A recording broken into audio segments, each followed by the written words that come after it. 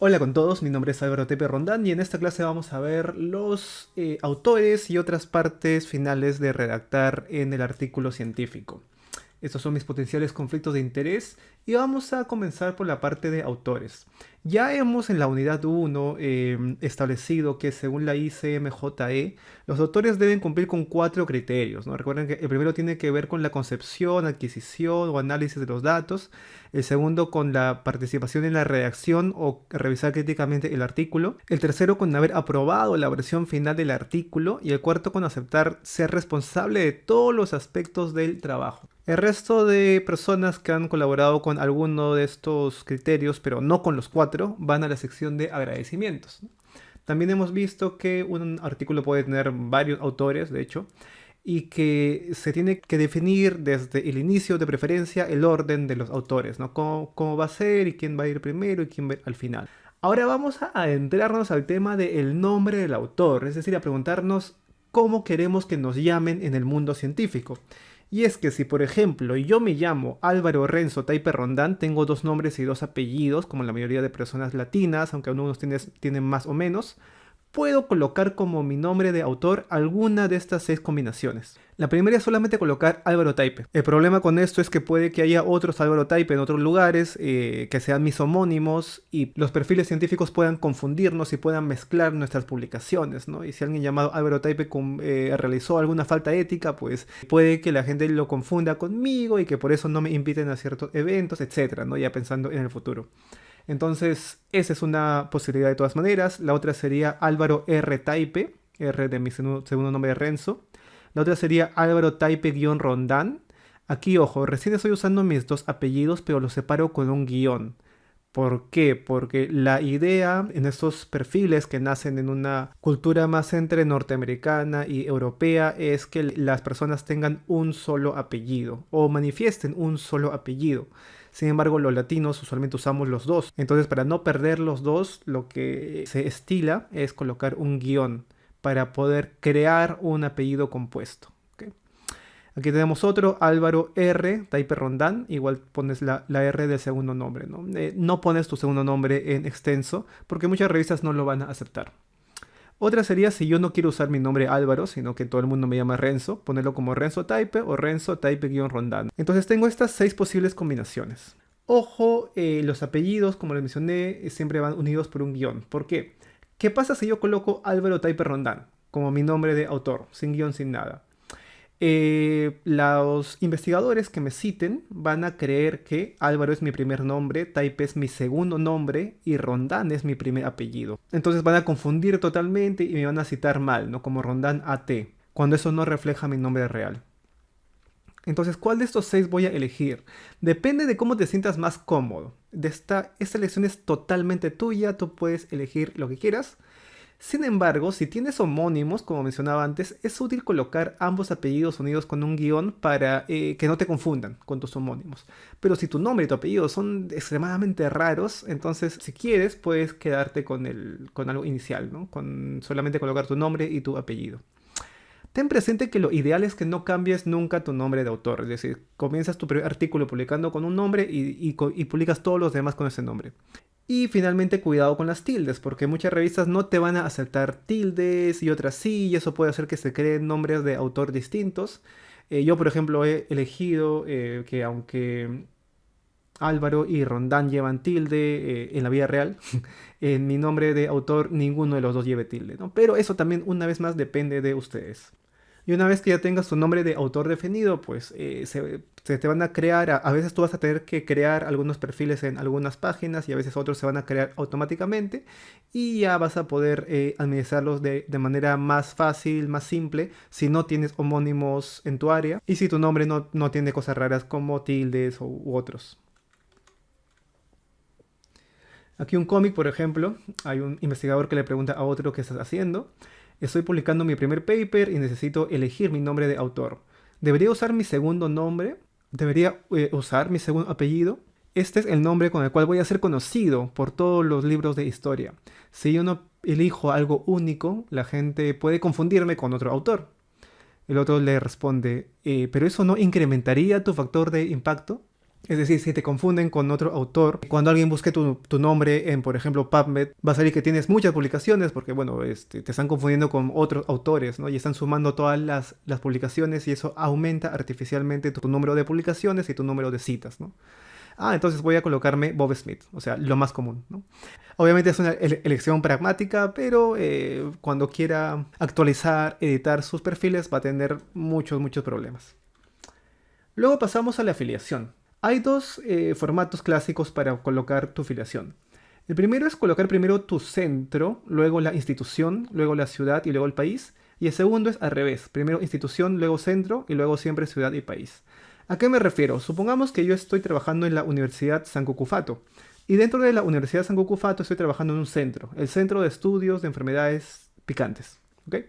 Entonces yo puedo colocar mi filiación así. Primero el Centro de Estudios de Enfermedades Picantes, Universidad San Cucufato, Lima, Perú. O yo puedo colocarlo al revés. Primero la Universidad San Cucufato, luego el Centro de Estudios de Enfermedades Picantes, Lima, Perú. ¿Cuál es la diferencia?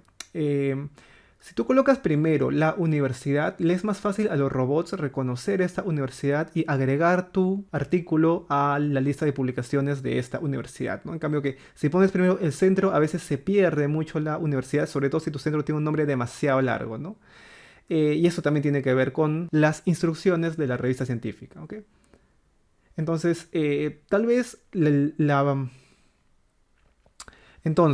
tal vez el primer formato es el más común, primero el centro y luego la universidad, pero cada vez más, debido a que se quiere resaltar la producción científica de la universidad, por ejemplo, se está usando el segundo. Va a depender de ustedes y de la revista. Y esto tiene que ver con consultar con tu institución sobre la afiliación correcta. Tienes que preguntar en tu universidad o la institución a la que pertenezcas cuál es la afiliación que sea unificado, porque usualmente toda institución académica tiene ya una afiliación preestablecida y usualmente tiene incluso documentos que la establecen, ¿no? Por ejemplo, si estás trabajando en el Seguro Social del Perú, hay una resolución de IETSI que establece que cuando publiques un artículo, tu afiliación debe citar el establecimiento de salud o la gerencia respectiva a la que pertenecen los investigadores, tal como está registrado en el directorio institucional, seguido de eSalud, ¿no? Por ejemplo, Hospital Nacional Almanzor Aguinaga Asenjo, eSalud, ¿no? Obviamente luego, si es que la revista te lo pide, tiene que ir la ciudad y el país, lo cual es casi siempre, pero te dice que la base es esta. Algo relevante aquí es entender también cuándo colocas una afiliación u otra, porque puede que tú tengas varias afiliaciones. Entonces, para no caer, así como había autoría fantasma y autoría honoraria, para no caer también en algo que podría ser como una afiliación fantasma, afiliación honoraria, hay que tener en cuenta que la afiliación que coloques es aquella afiliación que ha contribuido o que te ha ayudado a realizar el estudio, ¿no?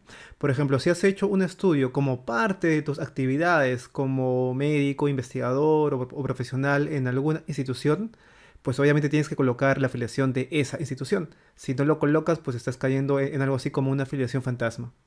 Por otro lado, hay personas que lo que hacen es intentar colocar filiaciones de instituciones que no han colaborado con esta persona. Por ejemplo, yo quiero mucho a mi universidad, pero ya egresé de esa universidad hace años, ya no mantengo ningún vínculo. Otra vez mantengo algún vínculo para alguna otra cosa que no sea investigación. Sin embargo, voy a publicar un artículo y quiero colocar mi filiación a esta universidad porque quiero que esta universidad aumente en sus cifras de producción científica.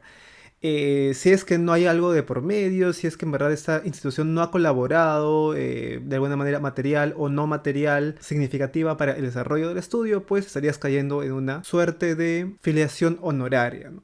Entonces hay que tener cuidado. Esas cuestiones no es que estén tan establecidas, pero sí es importante reconocer a las filiaciones que han contribuido en este estudio. Si vas a publicar en inglés, no traducir las filiaciones, y este es un error bastante común que se sigue cometiendo. Por ejemplo, la Universidad Nacional San Antonio Abad del Cusco tienes que colocarla tal cual, ¿no? No puedes poner National University of Saint Anthony of Abad en Cusco. ¿Por qué? Porque cuando el robot me refiero a estos sistemas de indexación y evaluación de producción científica, revise el artículo, ellos revisan el nombre institucional único que tiene la universidad, ¿no? Que es San Antonio Abad del Cusco. Ven esto y dicen, esto no es San Antonio Abad del Cusco y no lo cuentan como producción científica de la universidad. Algunas revistas piden, además de la afiliación, el grado académico del autor, ¿no? Por eso siempre tienes que revisar bien las instrucciones del autor, ¿no? Algunas te piden, por ejemplo, ok, ponme tu filiación, pero también ponme tu grado académico, es decir, cuál es tu profesión y cuál es el grado más alto que hayas alcanzado, magíster, doctor, etcétera. Algunas otras también te piden ORCID. Vamos a tener otro video donde se explica cómo se crea una cuenta en ORCID, porque sí, cada vez es más necesario, cada vez te lo piden más. Algunas revistas también te piden una pequeña biografía de cada uno de los autores. Hay que revisar artículos previos de esa revista para guiarte, si es que te lo piden, porque hay formatos y hay formatos, ¿no? Y no te sientas mal si tu biografía es chiquita al lado de los otros autores, porque solamente pasa. Luego de que ya has establecido los autores y su afiliación, viene el autor corresponsal, ¿ok? Entonces, uno de los autores, supongamos que hay 4, uno de ellos va a ser el autor corresponsal. ¿Qué es el autor corresponsal? Es al cual se van a dirigir todas las correspondencias posteriores. Ergo es aquel autor que se hace responsable de responder los comentarios o críticas de los lectores. Es decir, si el artículo se publica y luego algún lector tiene alguna crítica, te puede escribir a ti. O le puede escribir a la revista y la revista te contacta a ti. O si algún lector dice, uy, este tema es muy parecido al que estoy haciendo, deberíamos colaborar, busca quién es el autor corresponsal y le escribe, ¿no? Entonces, el autor corresponsal es como que el nexo o la cara entre el grupo de investigadores y la comunidad científica.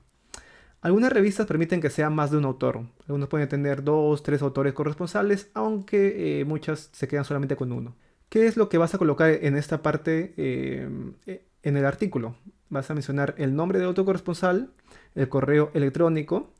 Algunas revistas te piden solamente eso, nombre y correo electrónico, pero algunas te van a pedir también la dirección y el teléfono, ¿no? Hay que poner siempre el código del país cuando coloques teléfonos. Luego viene la sección de conflictos de interés, ¿no? Hay que colocar los potenciales conflictos económicos o no económicos de cada uno de los autores, ¿no? Por ejemplo, si no hay conflictos de interés posibles, se colocan los autores declaran no tener conflictos de interés con respecto a ese artículo. Pero si hay algún potencial conflicto de interés, hay que mencionarlo. Por ejemplo, actualmente ATR, que puede ser las iniciales de uno de los autores, Álvaro Teiper Rondán, por ejemplo, es financiado por la empresa tal que tiene la patente del fármaco tal, ¿no? Que es tal vez justo el fármaco que se está evaluando. Esta empresa no tuvo influencia en el diseño, ejecución ni el envío a publicación del estudio. O sea, siempre hay que mencionar cuál ha sido el rol de esta empresa que te está financiando. Ahora, muchas revistas usan formatos estandarizados, como los formatos del ICMJE, para pedirte los conflictos de interés, ¿no? Entonces te van a dar un link para que los descargues, los tienes que llenar bien, tienes que marcar todo tal cual te lo piden. Ese es, por ejemplo, uno, pero hay varios otros formatos, depende de cada revista, y lo tienes que anexar como te lo pidan en las instrucciones. Luego viene una sección que se llama contribuciones de autoría. Y hay varios tipos de contribuciones, ¿no? Algunos autores van a haber contribuido en la concepción del estudio, recolección de los datos, análisis estadístico, redacción, revisión crítica, aprobación, obtención de financiamiento y otras. Deben estar de acuerdo a los criterios de autoría. Es decir, cuando alguien lee esas contribuciones, pues debe quedar claro que sí, cada uno de los autores cumple con los criterios de autoría.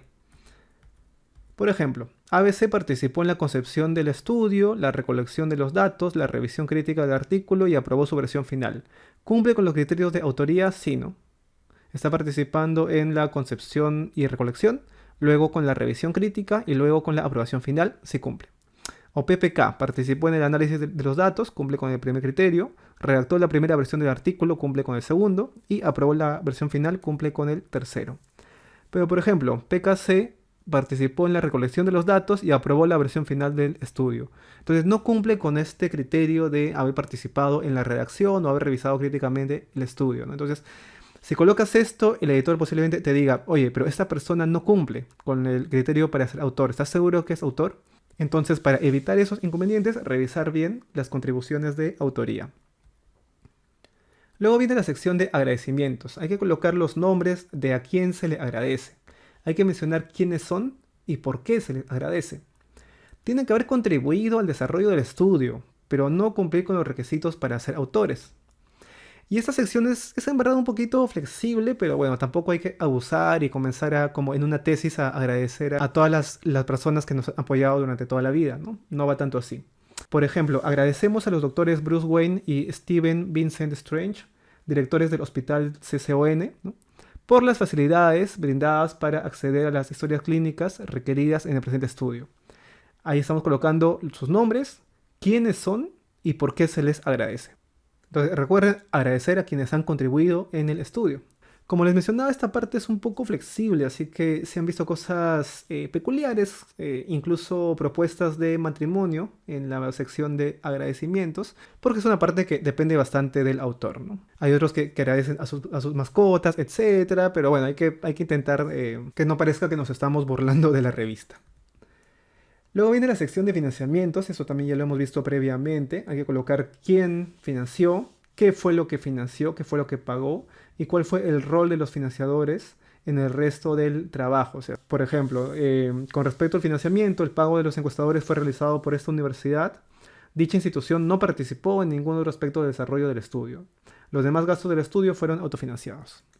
Entonces, todas estas cositas que hemos visto ahora se suelen colocar en las primeras páginas del artículo. Sin embargo, hay que revisar las instrucciones del autor para ver cuáles te están pidiendo y en qué orden. Eso es todo en cuanto a esta clase. Muchas gracias.